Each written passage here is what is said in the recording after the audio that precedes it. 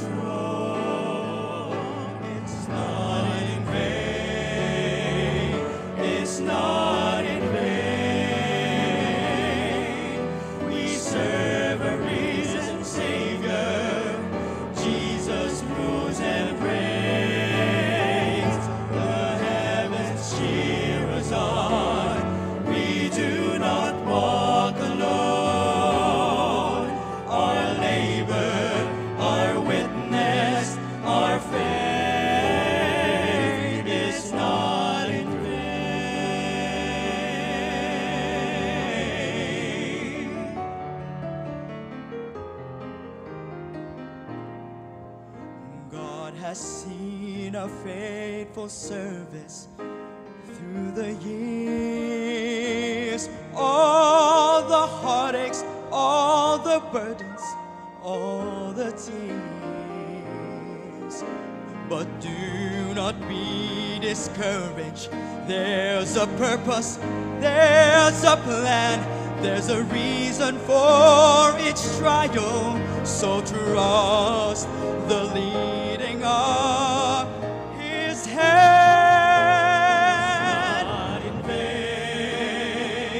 It's not in vain.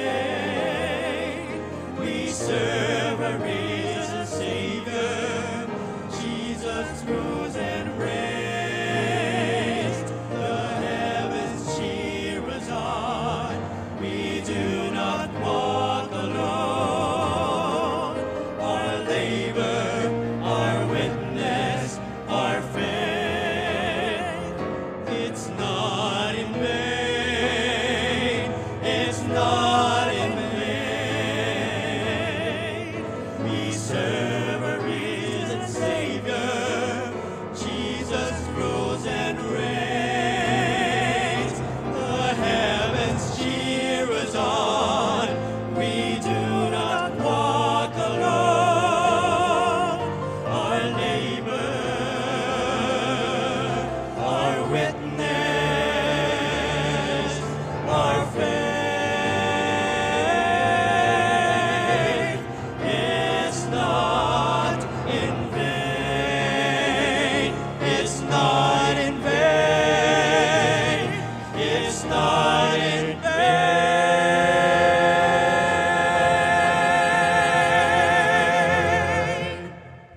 Let's stand and get to our text tonight para sa ating mensahe. 1 Peter chapter 5 and verse 10 to 12. Of course, as I have announced, ang ating third quarter ay may focus. Ito, standing in the true grace of God. At isa sa mga dahilan upang tayo ay nagkakaroon ng joint coming together is so that ang lahat ng ating mga gawain would be on one page. When we talk about yung ating theme, yung ating focus. Amen? Upang ang lahat ng lighthouse ay magkaroon ng magandang pagkilos. Lahat tayo. But the God of all grace, who hath called us unto His eternal glory by Christ Jesus, After that ye have suffered a while, make you perfect, establish, strengthen, settle you. To him be glory and dominion forever and ever. Amen. By Silvanus, a faithful brother unto you, as I suppose, I have written briefly, exhorting and testifying that this is the true grace of God wherein ye stand. Now, obserbahan natin kung paano ito sinabi ni Peter, ni Apostle Peter. Ako'y nag-exhort sa inyo, nag-testify, this is the true grace of God wherein ye stand. So, ano nire-refer niya? Na this. Okay? At bakit true grace? But meron bang fake grace? Di ba? At paano natin masesiguro na ang biyaya na ating tinatayuan ay totoo? Amen? Kaya ito, standing in the true grace of God. Heavenly Father, thank you, dear God, that we can have this message delivered, Lord, tonight. Lord, we pray na ang inyong pong katotohanan ay totoo, O Diyos, na dumako sa aming mga puso, dumako sa lahat ng mga members at gawain ng Lighthouse, so that we can indeed say that we stand in the true grace of God. Help us to know. Help us to understand. This we pray in Jesus' name. Amen. Thank you. Please be seated. Nabanggit ko kaninang umaga na ang uri ng mga mananampalataya ngayon ay marami ng tinatayuan. Ibig sabihin, marami na ang ginagawa nilang platform ng kanilang pagiging mananampalataya, ng kanilang pagiging involved, ng kanilang paggawa ng gawain ng Panginoon. Hindi natin maaalis, mga kapatid, na may mga mananampalataya na ang kanilang tinatayuan ay personalidad. Andyan ba kayo? Sa biyaya ng Panginoon, ang lahat ng Lighthouse ay hindi tatawagin na Ruben Abante Ministries. That will never happen. Amen? We are always and we will always be a church, an ecclesia. At maingat tayo, mga kapatid, na kahit meron tayo, for example, ng foundation, the Great Lighthouse Foundation, tayo ay nananatiling ecclesia. Iba yung foundation natin. Iba ang operation niyan. Iba ang sustenance niyan. Okay? Hindi po foundation ang nagsusustain sa Lighthouse. Baliktad nga eh. Kahit tayo ay may eskwelahan, Lighthouse Academy, hindi tayo nakasandig sa eskwelahan upang manatili tayong church. At kahit kailanman, ay hindi natin ginagamit ang eskwelahan para sustenahan ang gawain ng Panginoon. Baliktad. Amen? Hindi rin tayo tumatayo sa mga kung ano-anong mga pinagkakakitaan. Marami na nung araw ang nag-aakit sa atin na magtayo tayo ng isang negosyo as a church at gawin nating para bang networking, no? Na ako daw ang ulo at lahat ng mga members ay downline. Hindi rin tayo naniniwala ron. Okay? Nakikinig ba kayo? Oo.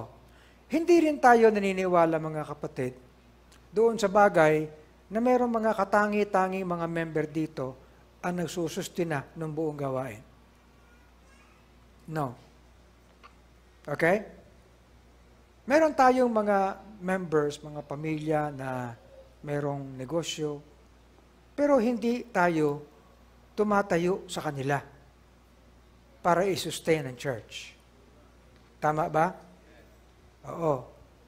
Alam niyo ba, doon galit na galit ang Panginoon sa tinatawag na mga Nicolaitans sa Book of Revelation. Sapagkat lumalabas, sila yung mga mga untouchables. Okay? Hindi rin tayo, mga kapatid, tumatayo sa kung anong sino lang ang mga leaders. For example, board of trustees, deacons, and everything. Okay? Hindi po ito, ang lighthouse ay hindi pinapalakad ng mga deacons. No. Okay? Pastor, iba. Di ba? Iba. So, paano at saan kayo tumatayo bilang gawain ng Panginoon? Yun nga, kinakailangan i-preach ito para naiintindihan natin. Amen ba? Okay. Hindi rin tayo tumatayo bilang eklesiya dahil may mga partner tayo. Okay? May mga nagdo-donate. Okay? Hindi yun. Wala silang kinalaman sa ating existence bilang eklesiya. Marami akong kaibigan, no? Na mga mananampalataya din naman. Pero mga kapatid, ang sustina ng lighthouse ay hindi galing sa kanila. Amen. Mahirap isipin yan. Hindi rin po tayo tumatayo sa suporta ng kahit sino. Lalo na yung galing Amerika. No. O kaya galing Japan, South Korea. No. Kaya nga ako, mga kapatid, hindi ako, pag pumupunta ako ng Amerika, hindi ako umiikot para mag-deputation o mag-race ng kung ano. Kaya ang kahit na mga building facilities natin, ay tumatayo yan sa pamamagitan lamang ng offering, sacrifice ng ating mga members. And I would that all our lighthouse works know this. And you understand this. Amen? Marami din tayong kaibigan ng mga nasa gobyerno. Okay? Pero hindi sila ang nagpapalakad ng lighthouse. Naintindihan niyo? So, Pastor, ibang-iba kayo. Hindi, mga kapatid. Talagang dapat ganun lang ang eklesiya. It is in the true grace of God wherein we stand. Amen? Hindi lang yan. Merong mga churches ngayon, mga gawain, of course, ibang-iba na ngayon. May mga churches ngayon, mga kapatid, na naglalakihan sapagkat, alam nyo, kilala ko naman yung mga yan, merong mga churches ngayon na pangkabataan lang. Okay? Lalo na pag maartista.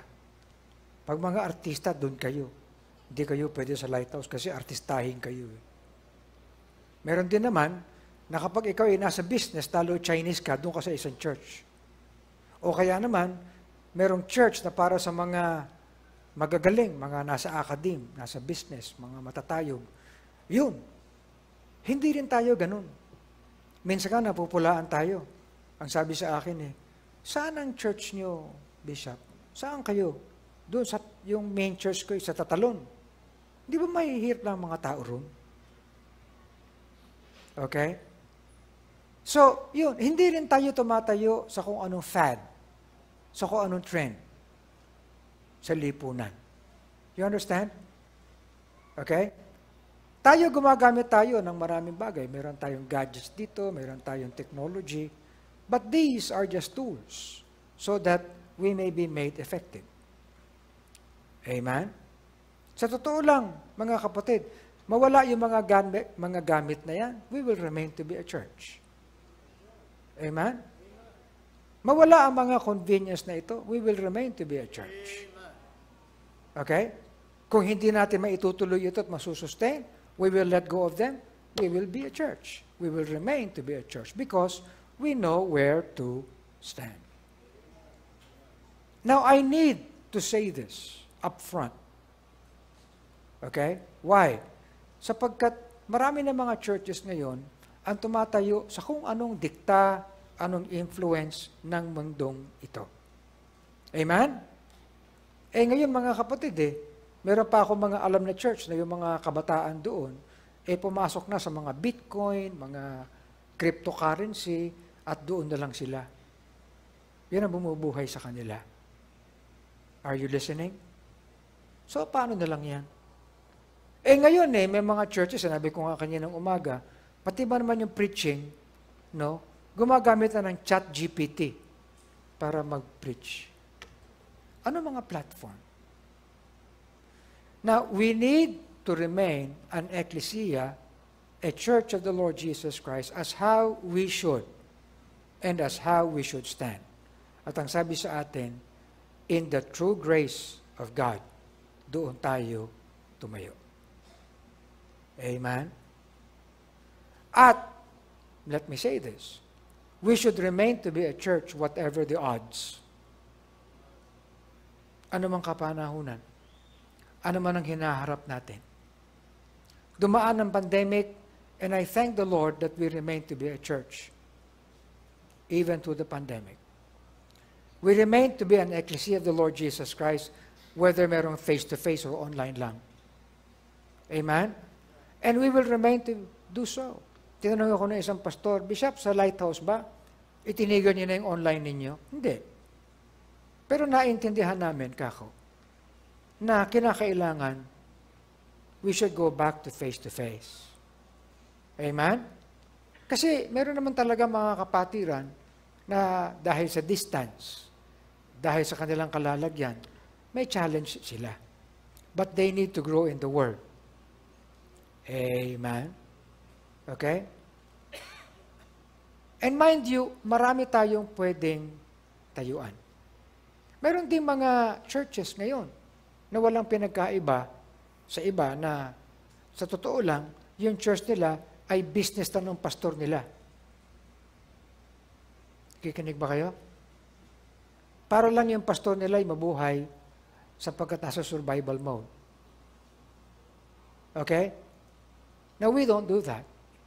Sapagkat kahit ako, member ako dito. Amen ba? So, itong sinasabi kong ito, mga kapatid, this is foundational for us. Na kinakailangan ang tayuan natin ay ang totoong biyaya ng Panginoon. Kaninang umaga, ay inisa-isa ko sa atin kung ano at paano natin na appreciate ang grace ng ating Panginoon. Okay? Na kaninang umaga na-emphasize natin na karamihan ng ating alam sa biyaya ng Panginoon ay tinanggap lang natin. Okay? Siyempre, parang pagkain yun kinakain mo. Tama? Katulad ng analogy ko kaninang umaga, ang pinakasimpleng analogy ng ating attitude sa grace ay yung pagkain. Kaya nga, ang tawag sa pagkain, pag nananalangin tayo, biyaya di ba? Correct?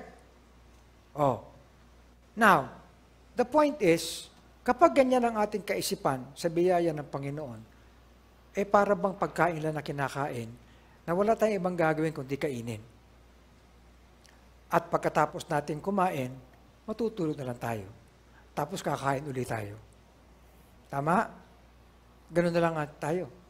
Kasi, tumanggap at tumanggap ka lang ng biyaya. Kinain mo lang. At yung biyaya ay tinanggap mo lang para ikay mabusog. Okay? Kapag ganyan ang tingin natin sa biyaya ng Panginoon, malaki ang nawawala sa atin. At malaking pagkakaiba. So, balik kaninang umaga ang pinag-usapan natin that if grace is to be grace, it should not be received alone. Amen? We learned that grace came by Jesus Christ.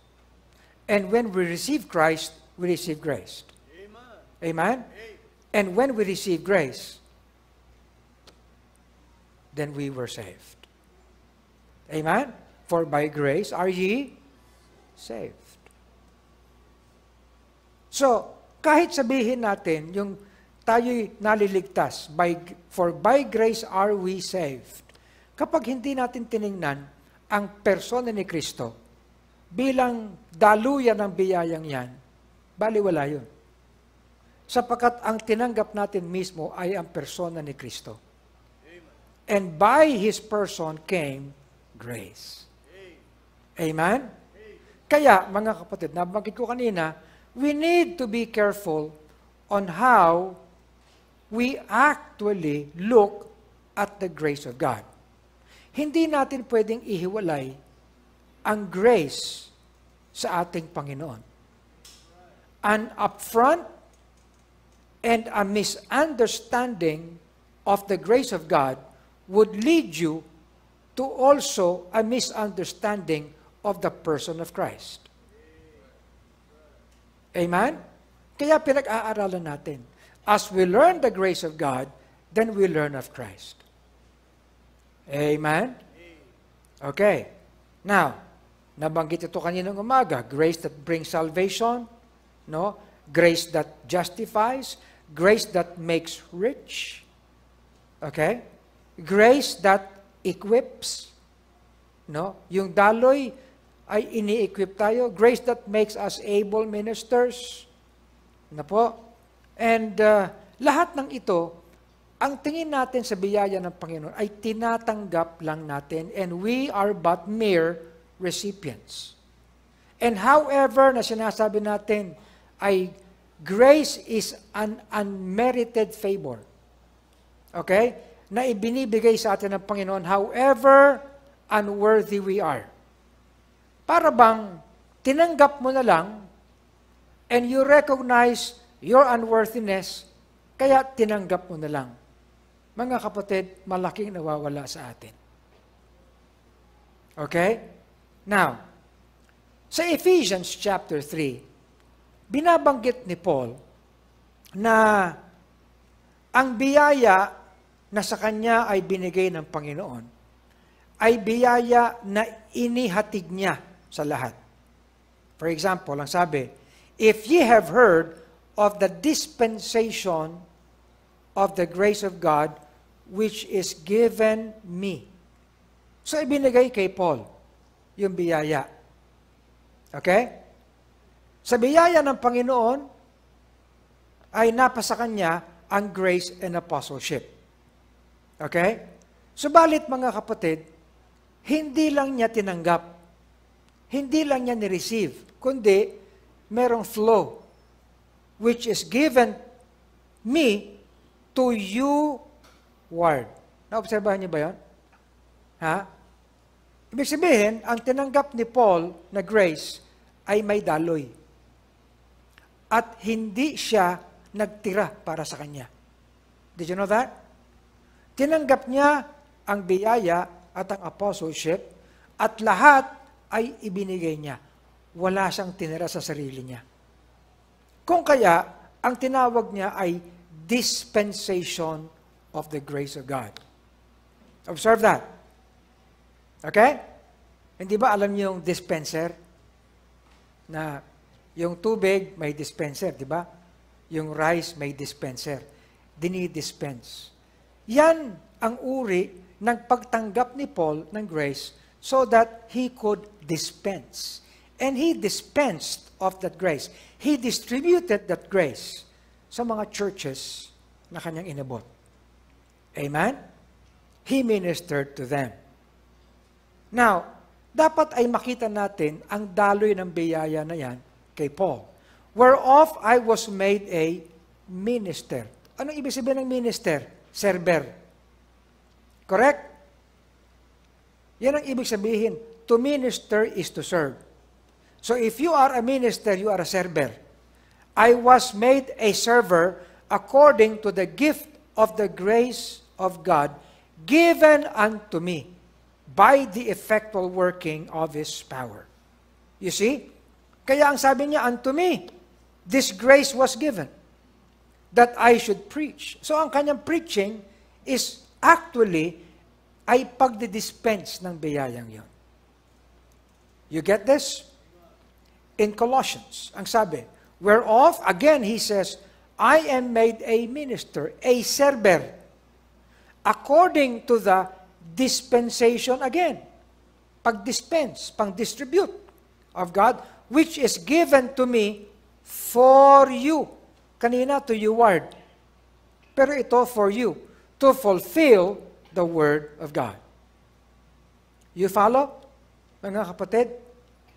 By whom we have received grace and apostleship for obedience to the faith among all nations for His name. Ibig sabihin, kung tinanggap ni Paul ang grace at ang apostleship, it was not for his consumption alone.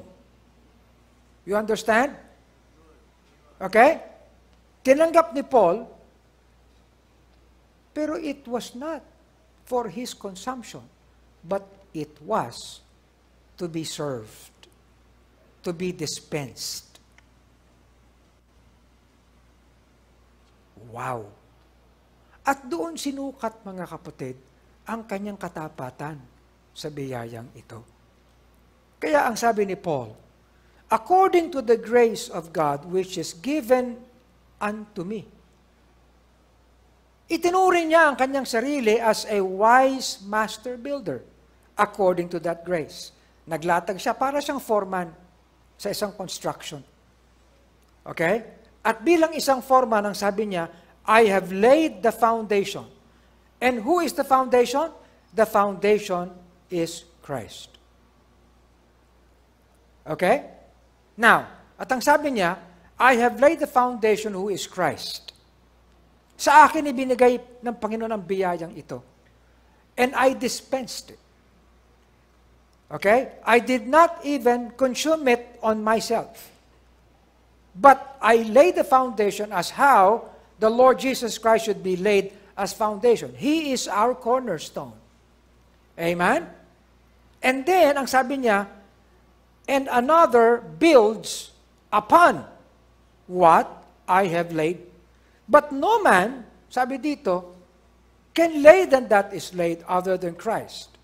Kung kaya ang sabi niya, take heed how we build upon the foundation. You follow?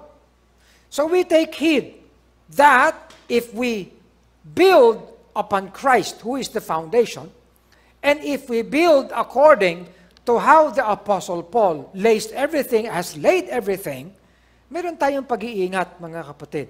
At ang sabi, we need to be able to build upon Christ gold, silver, and precious stones. At kung hindi, we build wood, hay, and stubble. Okay. Every man's work shall be made manifest. Ibig sabihin, sa gawain ng Panginoon, ang pundasyon ay si Kristo. Wala nang iba. And the Apostle Paul has actually laid down and instructed us on how to build upon the foundation. This church is built upon Christ. Lighthouse BBC is not built upon Tatay Abante. It is not built upon me. It is built upon Christ. Amen? At sinasabi nga namin ni Tatay, hindi tayo indispensable sa gawain na ito. Kaya kinakailangan maintindihan natin that we stand on Christ. And when we stand on Christ, we stand on the true grace, who is Christ. The true grace which is in Jesus Christ. Amen? So we must understand kung anong uring biyaya ang nakay Kristo. Okay? Mga kapatid, kaya lagyan natin ito ng masusing recognition. Kasi hingi tayo ng kung anong pabor sa ibang tao na akala natin ang gagaling kay Kristo. Nakikinig ba kayo? Ha? Hindi. Suriin natin ang husto. Tama? Hindi tayo tumatakbo sa politika at sa eleksyon. No, we're not. Before any institutions ay narito, we already are here. Amen?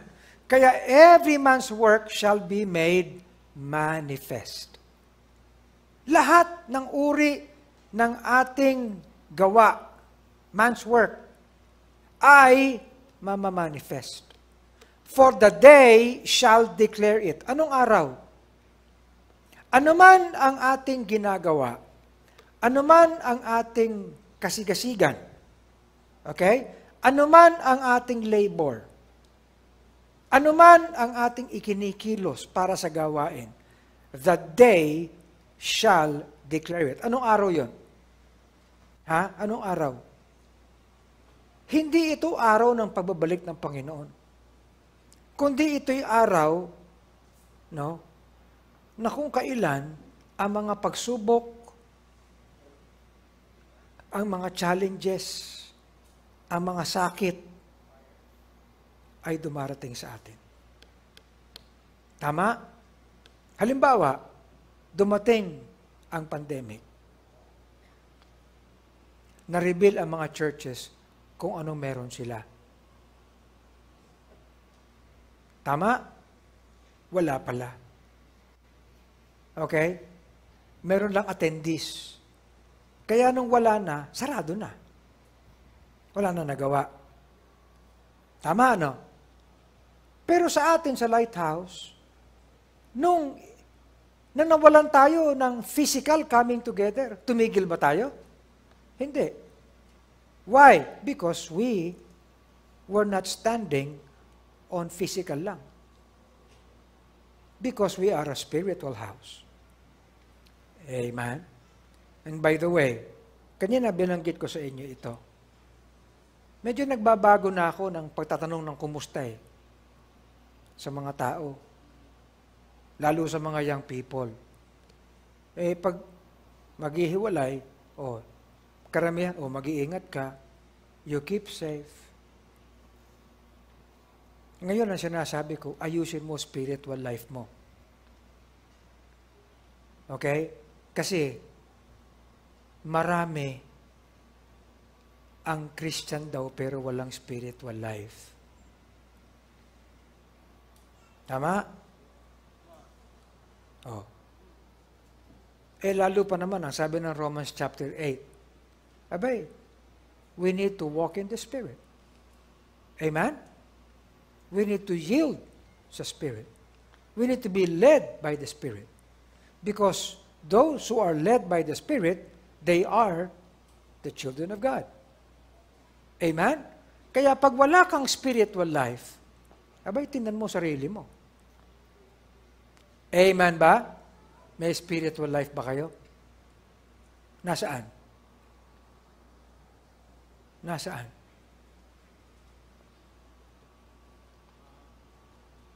Alam niyo, nakahiga kami ni Zeph kasi nasa amin siya.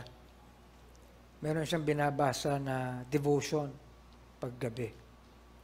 Sinasagutan niya. So katabi ko si Zeph, sabi ko, you read to me the devotion. Okay? So binasa niya sa akin. Yung devotion na binabasa niya, merong illustration. Okay? Ang sabi daw ng bata sa tatay niya, kung ilalagay siya sa isang cube, room, ilalock siya, i-contain siya doon. Paano siya makakawala? Diba? Yun pala, biro pala yun. No? Kasi, sabi niya ganyan, walang, I don't know how to break out of the room. I would be locked. It's easy, Dad. Just have measles. Because if you have measles, then you can break out.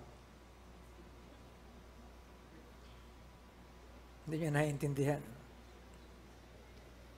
Measles break out. Di ba? Virus pala yun. Nagbibiro lang yan. But how do you really break out from confinement and set yourself free? Ayun, no? Di ba? In most cases, hindi natin alam, nakatanikala pala tayo. Nakatanikala tayo sa kasalanan. We cannot even break from it. Di ba? Kapag wala kang spiritual life, you can never do that. Amen? Hello? Kapag wala kang spiritual life, you can never break yourself away from all these. Hindi mo kayang makipag-break sa boyfriend mo at girlfriend mo unsaved. Oh. You cannot break it kung wala kang spiritual life. You cannot break yourself free from confinement ng kasalanan. Mga emotions na hindi naman dapat. Tama? How can we break ourselves from wrong attitude? Di ba?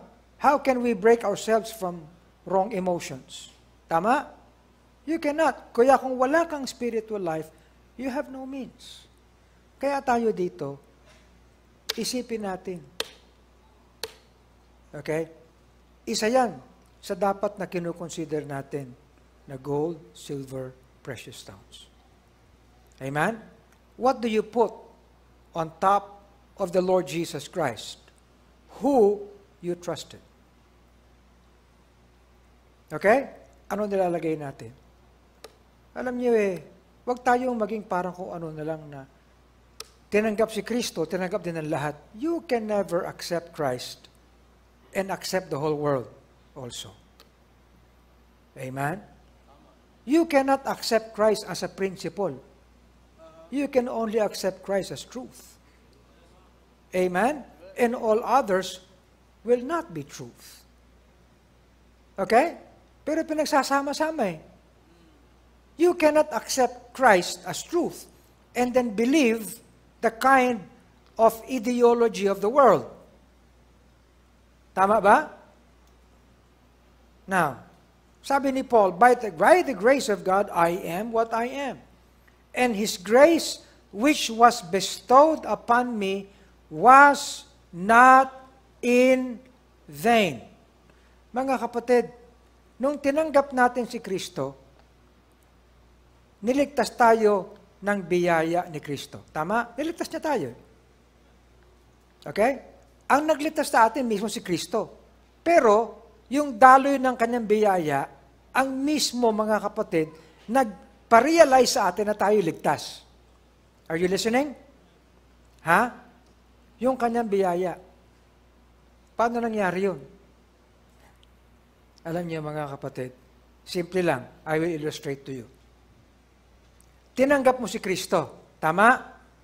Nakita mo ba siya? Hindi. Nakausap mo siya? Narinig mo ba siya? Hindi. Ano tinanggap mo? Para mo nasabing ligtas ka. Kung hindi mo maintindihan ng biyaya and how it flows, you will never realize the reality of your salvation. Naisip niyo ba yun? Ha? Hindi lahat ng tumatanggap kay Kristo ay ligtas. Wow, pastor! Ha? Alam niyo ba yun? Si Judas tumanggap sa kanya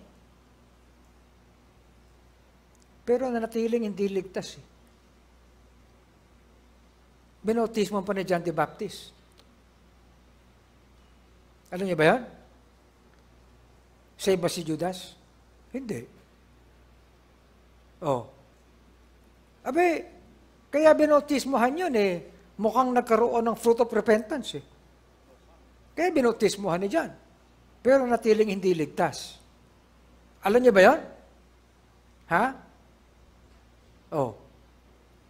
Pwede mo ikatuwiran yun. Kasi, nung kinilala niya si Kristo bilang Mesiyas, di pa naman siya namamatay May excuse siya. Tayo. Ang punto, hindi natin Nahipo ang kamay ng Panginoon. Tama? Hindi natin narinig ang kanyang boses. Lalo naman mga kapatid, na hindi natin pinagbabasehan ng emosyon. Hindi porke umiyak ka, ligtas ka. Tama? Oh. Nako, pastor, paano yan? Baka hindi ako ligtas. Alamin mo. Ito, kung wala kang spiritual life, talagang questionin mo yung kaligtasan mo. Wala kang spiritual life eh. Amen? Kaya hinahamo ko kayo lahat. Paatin-atin, wala kang spiritual life. Nakikisama ka lang, nakikisaw-saw ka lang, nakikisabay ka lang eh. Hello? Bakit? Kasi pastor, may maganda fellowship dito eh. Magaganda ang chicks dito. Magaganda yung mga lalaki, mga makikisig. Di ba? Magagandang kumanta. Di ba? Nakapag-aaral ako, mayroon pang scholarship. Di ba? Tsaka nakakatulong ako sa medical mission. Kahit naman Iglesia ni Cristo, may medical mission. Kikinig ba kayo? Ano yung pinagkaiba?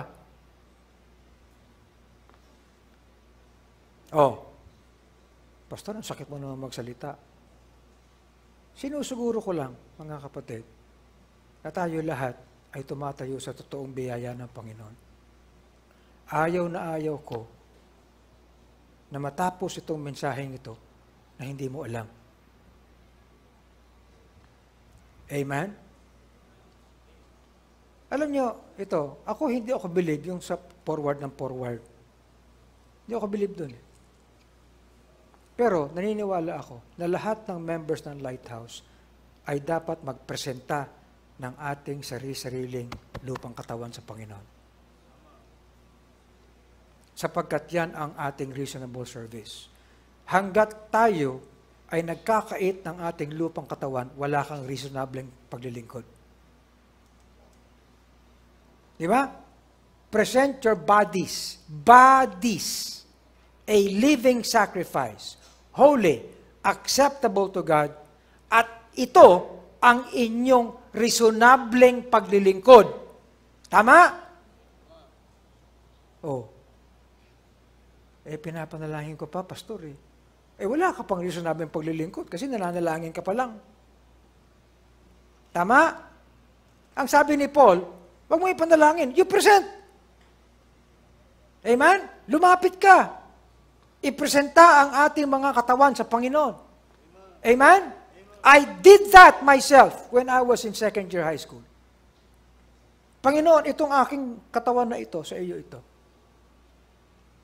I did that. Hindi ko sinasabing gawin nyo rin. Pero sana gawin natin lahat. Amen? Hindi yung oras mo lang at yung abilidad mo lang. No! Your bodies. Amen? Kaya, kahit mahirap pagmotor, imomotor ko yun Hindi naman ako pwede magmotor na wala ako sa motor. Pwede ba yun? Benji? Hindi baka pag umandar yung motor, wala ako. Bihira. Ibang klase ito. No. Bodies, kailangan ng katawan yan. Tama? Pag nakarinig ka nagpapiano rito, wala si Joseph, delikado yan. No. Pambihira, may nagpapiano. Di ba? Pag nakarinig ka nagsasalita rito sa microphone, pero walang tao, delikado rin yun. Pero kinakailangan may katawan yan. Anyway, the grace that was bestowed to us, sabi ni Paul, hindi vain yan. At yung effectiveness ng biyayang yan ay na-manifest kay Paul when he labored. And when he labored, more abundant than they all. Kita niyo yan? Kita niyo yung sukat yan? Tama? Ibig sabihin, mayroong parameters ng sukat. Ang biyaya. Ang daloy ng biyaya. At sabi niya, Hindi ako. It was actually a performance of the grace of God which was with me. Wow! Are you listening? Kaya mga kapatid, hindi lang tinanggap ni Paul yung grace. Kasi nakalagay dito the grace which was bestowed upon me. Yun yung sinasabi ko. Ang biyaya ay hindi lang tinatanggap. Hindi lang kinakain yung biyayang pagkain. Kasi ang sabi din ni Paul, no, hindi ka pwedeng kumain kapag hindi ka nagtatrabaho.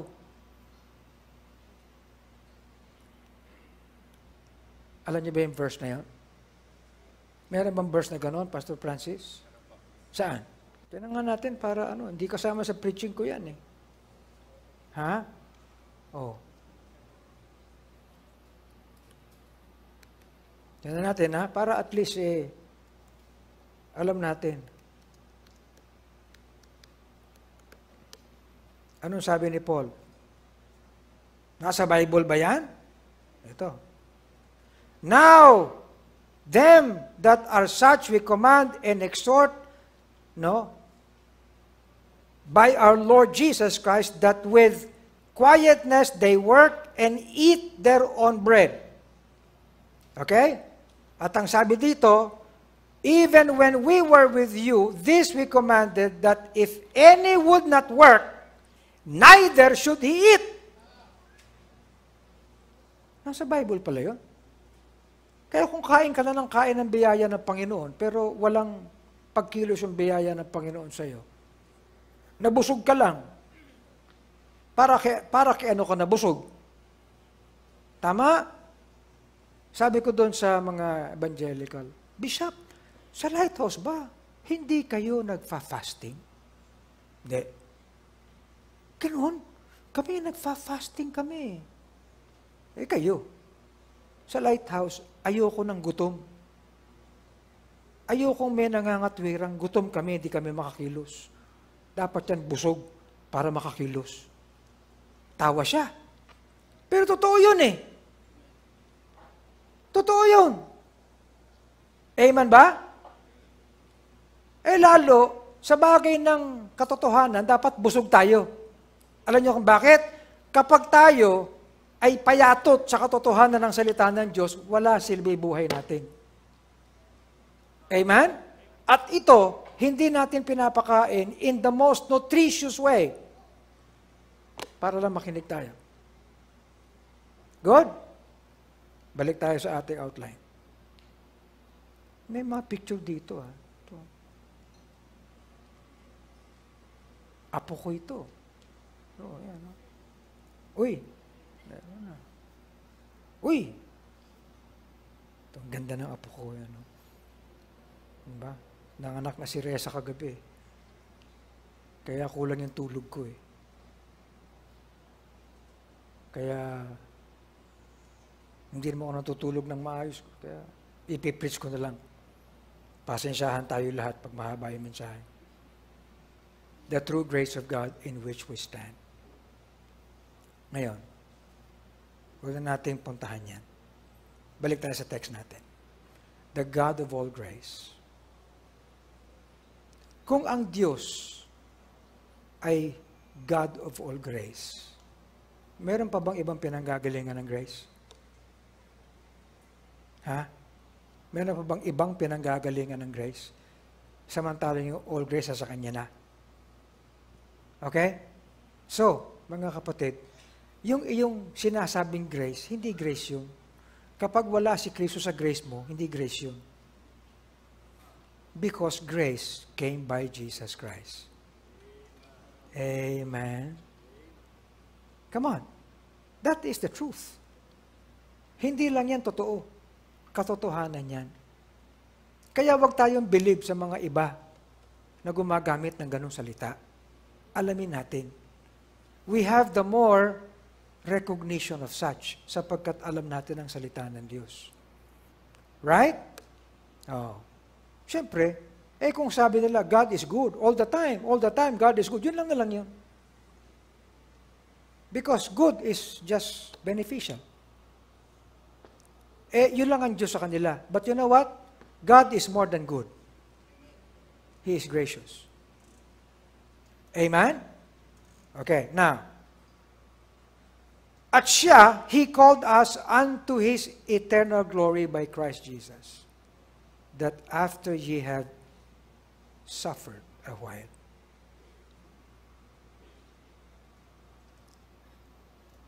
He makes you perfect.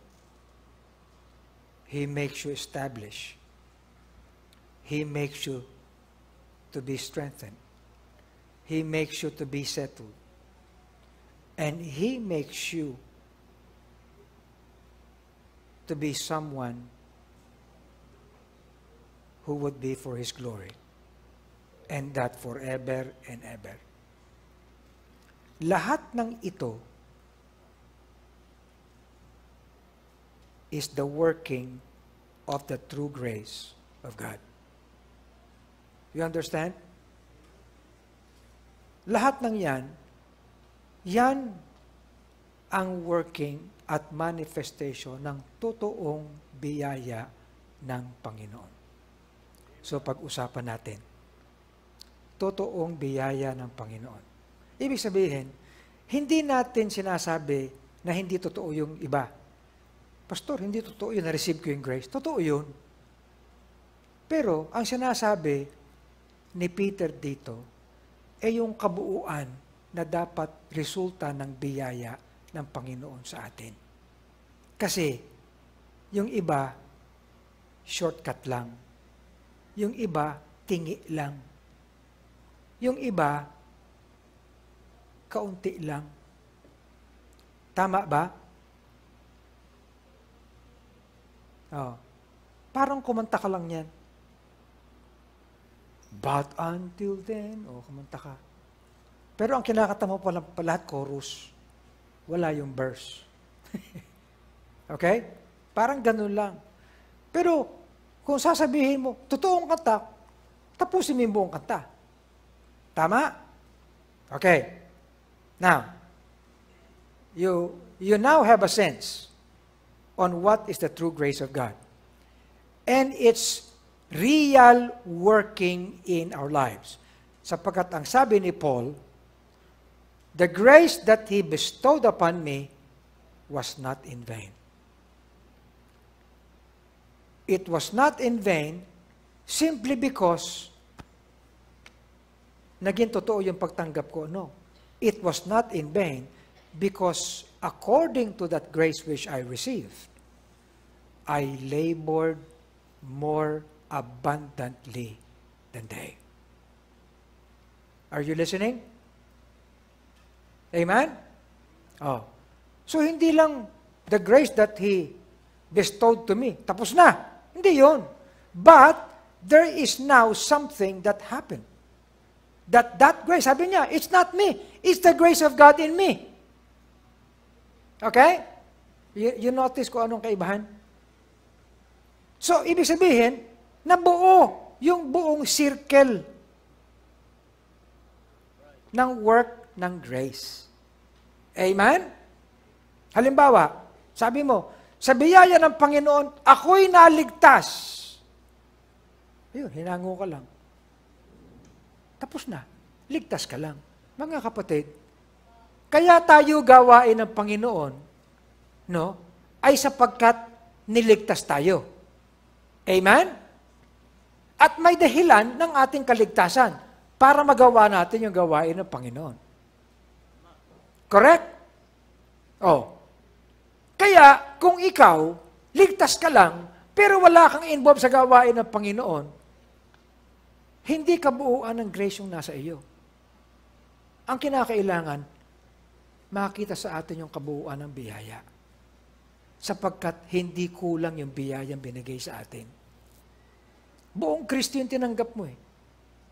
Correct? Sino ba sa inyo ang tumagot ng kalahating Kristo? Wala, di ba?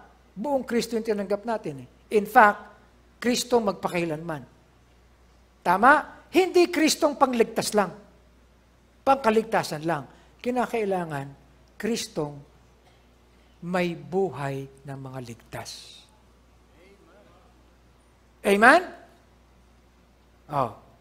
So, kung pag-uusapan natin yung sinabi ni Peter, pag-usapan muna natin kung sino yung kinausap niya. Balik tayo sa... Saan tayo nag-camp? Ha? Mount Makiling. Sino ang sinulatan ni Peter ng kanyang epistola? Sino? Ito, to the strangers scattered throughout Pontus, Galatia, Cappadocia, Asia, and Bithynia. Nasaan yung mga lugar na yan ngayon? Ito ba'y totoo mga lugar? Yes. Ngayong mga araw na ito, nasaan yung mga lugar na yan?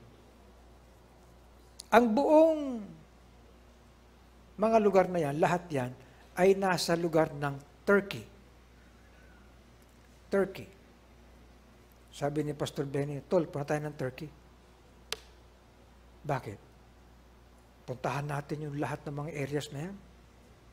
Sabi ko, kayo na lang. Bakit? Nagsasama? Di na, kayo na lang. Eh, nagba-bucket list na kayo eh. Ba't isasama niyo ako dyan? Matatandaan na kayo eh. Nakaisa na naman ako sa mga kapatid ko. Okay. Obserbahan ninyo. Kung paanong kinausap ni Peter yung mga taong yun. Kasi, ang book of Peter ay sinulat niya malapit na yung year 70. Okay? It was about 5 years at magse-70 AD na. Ano nangyari noong 70 AD? Nilusob ni Emperor Titus ang Jerusalem and he destroyed it. Totally. As in, nawala. Okay? So even before that, because of persecution, nagsimula nang mag-scatter ang mga mananampalataya sa iba't ibang lugar.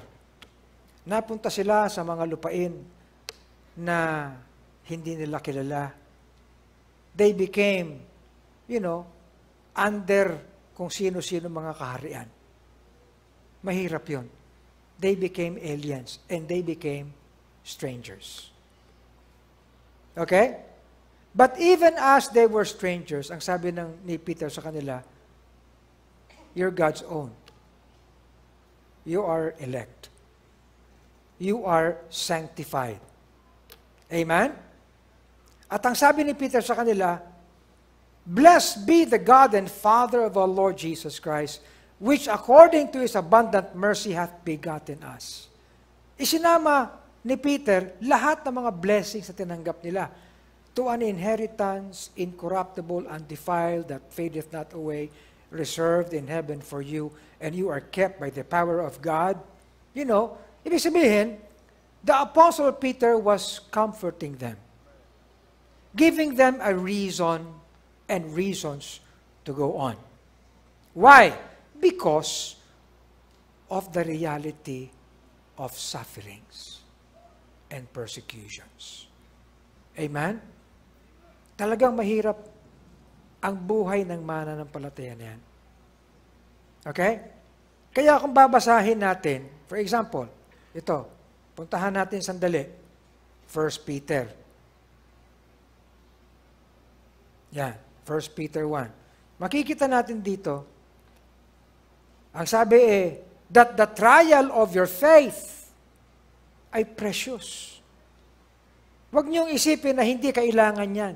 Kailangan yan. Precious yan. Because when you're tried with fire, okay, the faith that is tried will be found unto the praise, honor, and glory of Jesus Christ. Thank you for joining today's The Pulpit. We hope you were greatly blessed by the preaching of God's Word.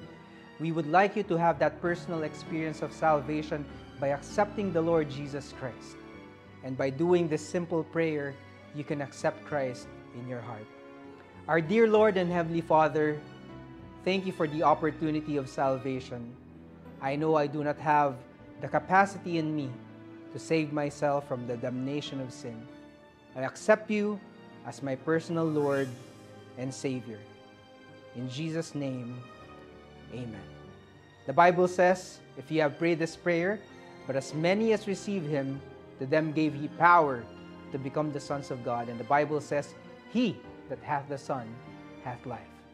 If you would like to know more about the Bible, send us a message via Facebook at Lighthouse BBC FB page or via text message at 0928-522-2683. We'd like you to continue growing in Christ, so we invite you to join our coming together every Sunday at 9 in the morning and 4 o'clock in the afternoon. Also on Tuesdays and Thursdays at 7:30 in the evening. See you again for the next episode of The Pulpit. Thank you and God bless.